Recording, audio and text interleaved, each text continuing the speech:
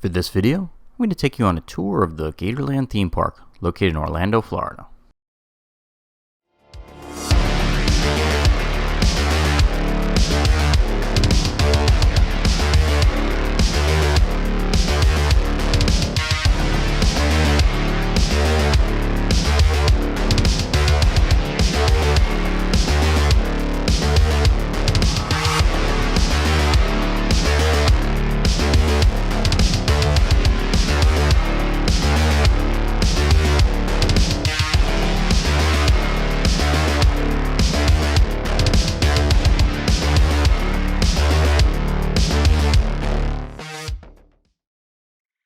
So it seems like anytime I film a travel video that involves animals, I always get emails and comments in the YouTube channel about, oh, the animals in captivity and all this other stuff. Enough. I am not a political person. I don't care, and I'll delete any type of comments related to that stuff. If you want to spend all day whining about things, go to Twitter and join the rest of the blowhards, but it's not going to be on my channels.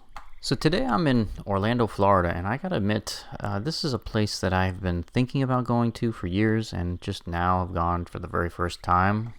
Usually when I'm in Orlando, I spend most of my time at the Disney parks or Universal Studios or SeaWorld. I kind of overlook these smaller attractions, and I kind of kicking myself for that because I had an amazing time when I was here at Gatorland. I was really shocked at just how big it was, as well as how affordable the place is. When I went, there was a special for Florida residents, so it was only $14 to get in for the day, and I upgraded to a train ride. I think that was another $3 or $4, something like that.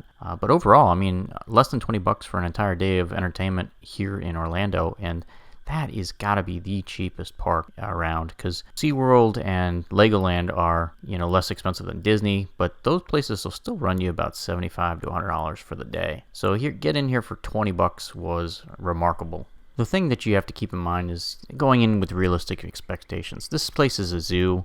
I wouldn't qualify this as a Disney alternative or replacement, but this is a good third or fourth day park to break up the monotony. The nice thing about Gatorland is they don't have the huge crowds that Disney and Universal are known for, and it's much easier to move around the park. So if you're claustrophobic after being in a Disney park for 2 or 3 days, this is definitely a great place to break it up. They do have a couple rides in the park. They've got the train ride, obviously. They've also got the swamp buggy ride.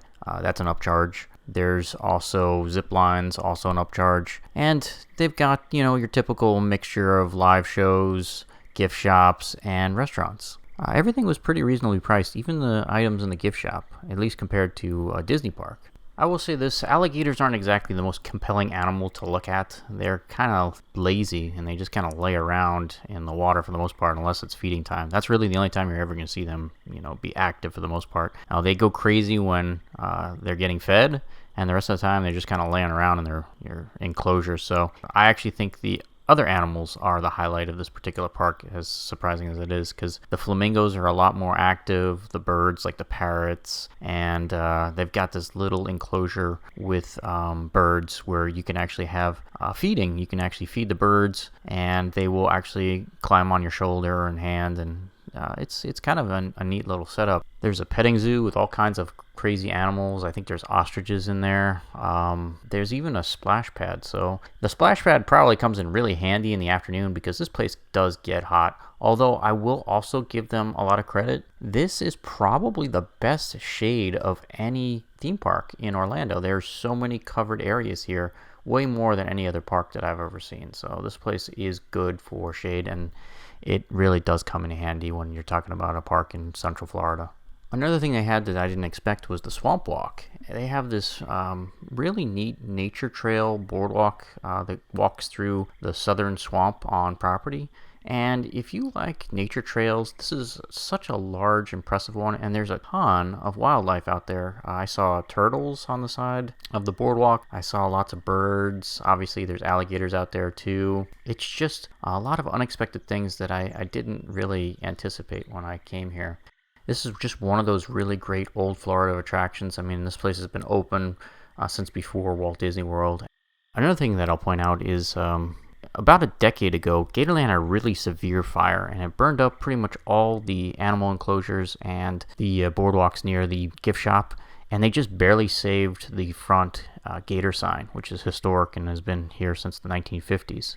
This is one of the remnants of the old boardwalk, and you can see it's definitely got a different type of construction than the newer stuff that is built wider to accommodate the larger crowds. So what's my bottom line for Gatorland? I'm giving this an overall positive review. This is definitely not an alternative to Disneyland or Universal Studios. Those parks are just on another level. But this place is a great low-cost alternative, and I will put this in the same category as the Central Florida Zoo in Sanford, where if you're kind of running out of money at the end of a vacation, like on your third or fourth day in Orlando, this is the place to come. You'll definitely save some money by coming here instead of Universal or Disney. It's a great zoo. You'll have plenty of things to do for you and your family. Even if you just need to burn a couple hours before you head back to the airport, this is probably where I would come. Thanks for joining me on another episode of The Adventure Schmuck. If you enjoyed this video, don't forget to like and subscribe.